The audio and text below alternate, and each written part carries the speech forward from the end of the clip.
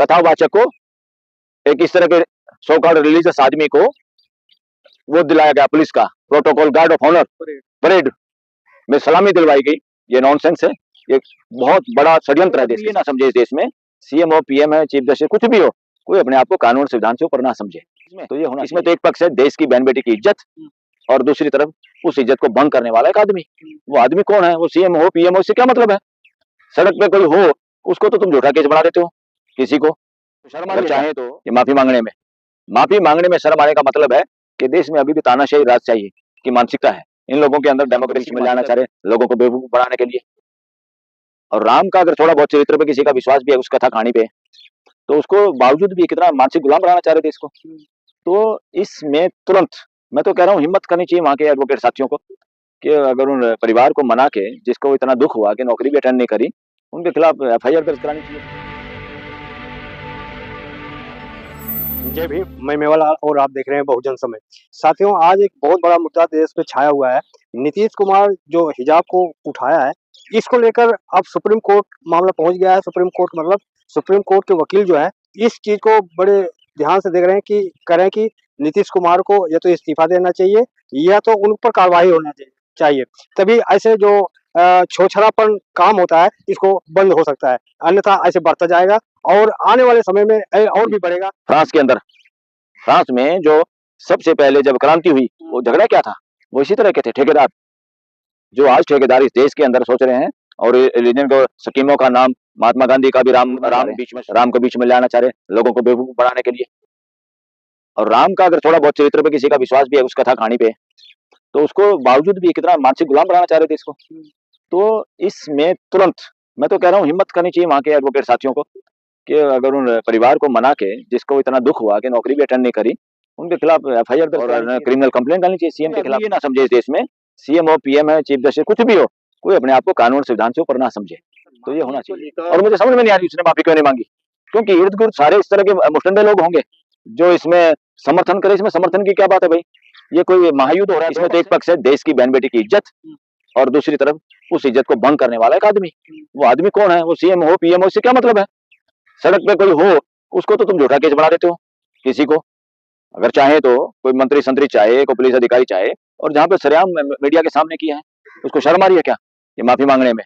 माफी मांगने में शर्म आने का मतलब है कि देश में अभी भी तानाशाही राजशाही की मानसिकता है। इन लोगों के अंदर डेमोक्रेसी की मानसिकता। शिकायत दर्ज कराई है, सुनवाई है 18 जनवरी को। क्या लगता है कोर्ट से भी कुछ कार्रवाई हो सकती है? अगर दमदार जज होगा, संविधान के प्रति समर्पित और लॉ के प्रति समर्पित जज होगा, तो कार्रवाई होगी, होनी ही चाहिए। किस सेक्शन, किसके इतने सेक्शन की गहराई में तो मत जाओ। ये है डिग्निटी पे हमला, मोडेस्टी ऑफ वुमेन पे हमला है, और उसमें क्राइम है ये। लेकिन सर कहा जा रहा है कि बहस जो छिड़ी हुई है पर्दा को लेकर के, कि पर्दा प्रथा और प्रोफेशनलिज्म में खासकर इस तरीके से डॉक्टर है, तो क्या जरूरी है नकाब लगा करके आना? ये मुद्दा यहाँ बीच में कहाँ आ गया? वो जहाँ पे नौकरी करेगी वहां पे कैसे पर्दा करेगी? वो देगी दवाई लोगों को, उसने पढ़ते वक्त कौन सा नकाब लगा के रखा होगा? जो नौकरी के नियम उसको फॉलो करेगी। अगर नौकरी के नियमों को वायलेट करेगी तो नौकरी उसकी चली जाएगी। उसमें कौन सी रॉकेट साइंस है? यहाँ तो एक फंक्शन में वो आई है, उस फंक्शन में अगर आपका कोई रूल वायलेशन हुआ तो बताओ। अगर आपके उस रूल में लिखा हो कि पर्दा या नकाब पहन के या हिजाब पहन के कोई लड़की आएगी तो हम उसको अपॉइंटमेंट लेटर नहीं देंगे, तो आपको ऐसा मना करके दिखाओ कौन सा कानून है। अगर वो वहां पर गई है तो किसी ने उसको चेक किया होगा कौन कौन कैंडिडेट आए हैं, और कैंडिडेट का आई कार्ड भी देखा होगा, उनकी शक्ल भी देखी होगी, तभी उसको ऊपर स्टेज पे जाने दिया होगा। हो सकता है वो लड़की इस तरह नॉर्मली इस तरह की भीड़ में कभी एक्सपोजर ना रहा हो उसका इतने लोगों के सामने जाने का, और उसको अच्छा भी नहीं लगा हो, तो इसलिए उसने हिजाब पहन लिया हो। इसमें तो सारी की सारी यहाँ पर्दा प्रथा बीच में नहीं आती। पर्दा प्रथा को तो कोई पसंद नहीं करता, और पर्दा प्रथा को नई पीढ़ी पसंद भी नहीं करती। ये तो उस वक्त का मोमेंट्री एक पर्सनल वो मामला था कि उसने हिजाब पहना हुआ था। उसको अगर ये कहता खुद सीएम भी, कोई रूल होता तो उसको जाने नहीं देना चाहिए था ऊपर तक। अगर रूल नहीं था तो उसको कंपेल नहीं करना चाहिए था। दूसरा, अगर सीएम फिर भी ये चाहता नहीं बेटा ये गलत है, मुझे अच्छा नहीं लग रहा, मैं अपॉइंटमेंट लेटर नहीं देता, ये हिम्मत दिखानी चाहिए थी कि आप अपना अपॉइंटमेंट लेटर अपने कर्मचारियों से अपने घर पे आपके पहुंच जाएगा। मैं ऐसा नहीं करना चाहता, और अब मैं ये चाहता हूँ हमारी कोई भी बेटी आई, कोई भी एम्प्लॉय आई देश का, मेरे सामने कम से कम वो पर्दे से बाहर हो, अपना चेहरा सामने दिखाए। हो सकता है वो लड़की खुद ही मान जाती, मगर ऐसे टच नहीं कर सकते आप किसी को। किसी लड़की को नहीं टच कर सकते आप, किसी लड़के को भी टच नहीं कर सकते, किसी की बॉडी को टच नहीं कर सकते आप बिना इजाजत के। लेकिन सर तमाम लोग मंत्री और जब नेता तक। हाँ नेता ये कह रहे हैं, संजय निषाद जी कह रहे हैं कि कहीं और छुआ होता तब ये तो हाँ, अब मुझे लगा वो भी स्पष्टीकरण दे रहा है। हम्म, उसने बकवास कर तो दी हम्म, और उसके पीछे लोग पड़े होंगे, उसके समाज के भी लोग पड़े होंगे। अच्छा बयान नहीं था। हम्म, संजय निषाद की बहन बेटी अगर है परिवार में, उसको अगर लगे उनकी अपनी औरत का, अपनी बहन बेटी का, परिवार की किसी भी उसका कोई आदमी उसका पल्लू दुपट्टा हटाए जब वो नहीं चाहती हो, तो क्या कहोगे आप? उसको पर्दा प्रथा के बहाने से किसी भी लड़की को ऐसे छेड़ा जा सकता है? उसका पर्दा हटाया जा सकता है? ये नहीं। कानून इसका विरोध करता है, कानून में इसके सजा के प्रावधान है। और मैं तो कह रहा हूँ उसमें मुकदमा चल के किसी न किसी इन इस तरह के नेताओं को सजा होनी भी चाहिए और डिस्ट्रिक्ट जुडिशरी ने हिम्मत भी दिखानी चाहिए। प्रेसिडेंट होने चाहिए देश के अंदर कि कानून से ऊपर कोई नहीं है इस देश में। इन्हीं बातों से पता चलता है। अब ना एफआईआर है ना माफी है, इससे पता चलता है मुस्टंडागिरी चल रही है। इसका मतलब इन लोगों का डेमोक्रेसी में विश्वास नहीं है। इससे समझ में आता है कि लॉ सबके लिए समान नहीं है और लॉ अबाइडिंग, लॉ को लागू करने वाली जो एजेंसियां हैं वो इनके नीचे हैं। मैं कहूँ वो उनके नीचे नहीं है, वो कानून के नीचे हैं, कानून के तहत है, संविधान के तहत है। हर आईपीएस आईएएस पुलिस वाले सबको संविधान की शपथ लेनी होती है। किसी को मुख्यमंत्री की या मुख्यमंत्री के पद की या प्राइम मिनिस्टर के, चीफ जस्टिस के पद की शपथ लेनी नहीं होती। हम आप तुम्हारे प्रति वो रहेंगे जैसे राजा के लठैत होते थे। ऐसी पुलिस थोड़ा है, ये डेमोक्रेटिक कंट्री की वेलफेयर स्टेट की पुलिस है। इनको कानूनी कार्रवाई करनी चाहिए। मतलब बहुत अच्छा हो अगर बिहार की पुलिस सो मोटो एक्शन लेके सीएम के खिलाफ एफआईआर दर्ज कर ले, तो ये तो कमाल हो जाएगा, देश में एग्जाम्पल बन जाएगा कि यहाँ की पुलिस इंडिपेंडेंट है, वो अपना काम करती है कानून के तहत। हाँ, वहीं जी राम जी बिल जो है पास कर दिया गया बिना चर्चा के, विपक्ष जिस तरीके से कह रहा है, उसका नाम भी महात्मा गांधी से हटा दिया गया। क्या लग रहा है? इससे साबित होता है जिस तरह से इन्होंने इस तरह की मानसिकता के लोगों ने तथागत बुद्ध की मूर्तियां और स्थानों पर कब्जा किया है, उनकी फोटो बदल दी, उसको कहीं देवी बना दिया, कहीं देवता बना दिया, कहीं पे उसको सिंदूर लगा दिया। ये ड्रामा आज से थोड़ा चल रहा है। हजारों हजारों साल से उसी मानसिकता के लोग हावी हैं इस वक्त देश में, सत्ता में, या हम कहें डेमोक्रेटिक व्यवस्था पे अनडेमोक्रेटिक लोगों का कब्जा है। और ये नाम बदल क्या नाम बदलना चाह रहे हैं? नाम अगर बदलना है तो उसको सिद्धांतों का नाम रखो, आदमियों का नाम में अगर झंझट है, भाई मानवीय मूल्यों के आधार पर नाम रखो। कंपैशन, दया, सकीम, इस तरह से जो पूरी मानव जाति पे स्वीकार्य हो। अगर तुम्हें नामों से इस तरह की परेशानी है, और महात्मा गांधी से इनको परेशानी क्यों है? पहले तो अब पूरा देश समझता है कि इस मानसिकता के लोगों ने उनकी हत्या की। इसी मानसिकता के लोग अब उसकी स्कीम भी हजम नहीं हो रही, और ये कितनी ड्रामेबाजी करते हैं। इन्होंने पटेल की मूर्ति लगाई हजारों करोड़ की, हजारों करोड़ की मूर्ति के नीचे ये नहीं लिखा, वो इस देश के इतिहास को बदलने के लिए किया इन्होंने, ताकि अगली जनरेशन को ये पता ही ना चले, उनको ये लगे कि नरेंद्र मोदी ने पटेल की मूर्ति लगवाई थी और इतनी बड़ी मूर्ति लगवाई थी, ताकि वो अध्याय खत्म हो जाए, लोगों ये मानने पे सोचें यार जिसकी मूर्ति लगाई होगी उसने कभी आरएसएस पे बैन नहीं लगाया होगा, ये तो झूठी बात है। तो उनको नीचे लिखना चाहिए। नई कोई भी सरकार परिवर्तन हो या समाज को कंपेल करना चाहिए, उस मूर्ति के नीचे लगाना चाहिए, लिखना चाहिए। सबसे महत्वपूर्ण ये चीज है। ये वही पटेल जी हैं जिन्होंने आरएसएस को एक देश के लिए खतरनाक संगठन बताया था और उस पर बैन लगाया था जब वो गृह मंत्री थे। ये बात लिखें तब उस स्टैचू के साथ भी इंसाफ होगा, वरना ये इतिहास बदलने के लिए अपने पास कोई आदमी नहीं दमदार, सारे नकली, चाटुकार, ढोंगवादी मानसिकता के लोग हैं। इतिहास इनका सब उसमें नहीं, देश की आजादी में नहीं, बल्कि देश को गुलाम बनाने के लिए था। इस मानसिकता का विचार हमेशा इस देश को गुलाम बनाने का है, चाहे वो मुगलों के साथ मिलकर हो, चाहे अंग्रेजों के साथ मिलकर हो, और चाहे अकेले हो। मुगलों ने भी जब इन पे कर लगाया सभी हिंदुओं पे, इन्होंने खुद कहा इस मानसिकता ने कि हम हिंदू नहीं है, अब तो बाहर के लोग हैं। तो यहाँ मेरा मकसद किसी जाति से नहीं, मेरा मकसद वर्णों से। ब्राह्मण, क्षत्रिय, वैश्य, शूद्र, ये चारों शब्द अछूत घोषित कर देने चाहिए देश में, कानून बना के इन पे रोकथाम लगनी चाहिए, इसका यूज ना कर पाए कोई भी। जब तक ये चलते रहेंगे देश में जातिगत भेदभाव, और कोई बड़ा है, कोई जन्मजात बड़ा है, कोई छोटा है, कोई अछूत है, इस तरह की कहानी इस देश को कैंसर की तरह जकड़े रहेगी। और ये देश खतरनाक स्थिति में, जैसे बंटवारे हो गए, कितना छोटा हो गया, और आज भी जो माहौल चल रहा है ये भी बंटवारे की ओर ले जा रहा है इस देश को। इसलिए देश के लोगों को समझना चाहिए, जाति रिलीजन के बेहूदी दीवारों से बाहर आके मानवता के आधार पे इकट्ठे होना चाहिए।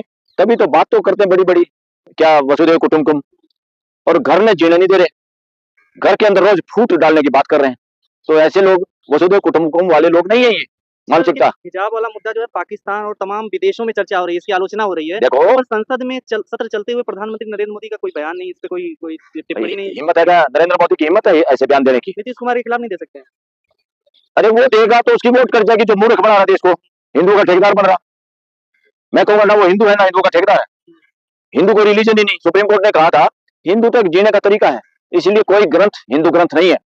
उन ग्रंथों को कुछ और कह सकते हो आप, ब्राह्मण ग्रंथ कह सकते हो, क्योंकि ज्यादातर ब्राह्मणों ने लिखे अपने राम के नाम के साथ जो ब्राह्मण। हिंदुओं का कोई ग्रंथ नहीं है। हिंदुओं की जीवन शैली है, जहां उनको अच्छी बात लगी कहीं भी किताब से, चाहे वो किसी से लगे, चाहे वो गुरु ग्रंथ साहब से लगे या त्रिपिटक से लगे या कोई गीता से लगे या कोई रामायण से लगे या बाइबल से लगे।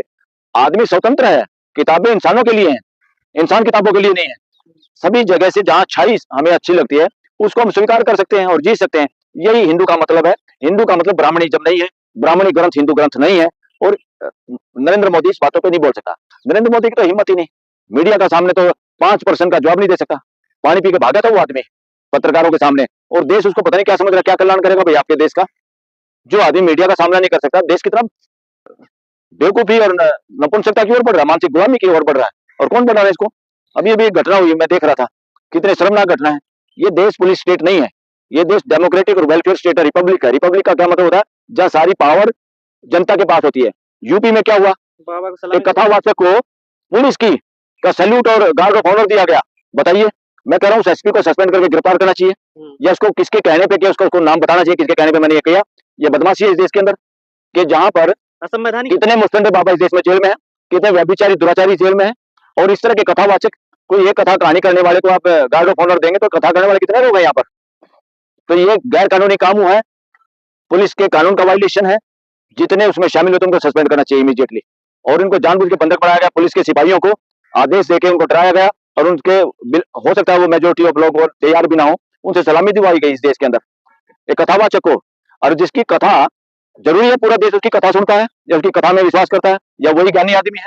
और ऐसे ज्ञानी आदमियों को इस देश में गार्ड ऑफ ऑनर, हमारे देश की पुलिस को नपुंसक बनाने की कोशिश है। किसी राजा की पुलिस समझ रहे इसको, भाई ऑर्डर दे दिया इसको गार्ड ऑफ ऑनर दो। मैं कह रहा हूँ वहां मुझे एक भी सिपाही नजर नहीं आया जो ये कहता मैं नहीं दूंगा। वो अगर कहता तो पूरे देश का आत्मसम्मान जागता है ऐसा कहने से, उस पर कार्रवाई होनी चाहिए। नहीं, गलत है ये। क्या सरकार और दूसरा इसी देश में ये एमएलए एमपी तो प्रोटोकॉल का जुगाड़ करके अपना ठाट बाट कर रहे हैं, और असली रिपब्लिक के अंदर सबसे नीचे जो है पंचायती राज संस्थाओं के सरपंच, पंच, जिला पार्षद और मेयर, नगर पार्षद, इनको आज तक प्रोटोकॉल नहीं दिया जा रहा, जिनका सीधा संबंध नीचे के कर्मचारियों से है। वहां प्रोटोकॉल दे के नहीं, ये एमएलए एमपी सारे प्रोटोकॉल को खा रहे हैं मुस्टंडों की तरह से। इनको अकल हो तो स्टेट को भी, ये देश फेडरेशन नहीं है, ये यूनियन ऑफ स्टेट है और ये रिपब्लिक है। यहाँ जनप्रतिनिधि सबसे नीचे हैं, उनको सबसे पहले प्रोटोकॉल मिलना चाहिए, जो कि इस देश में अभी चालू भी नहीं हुआ।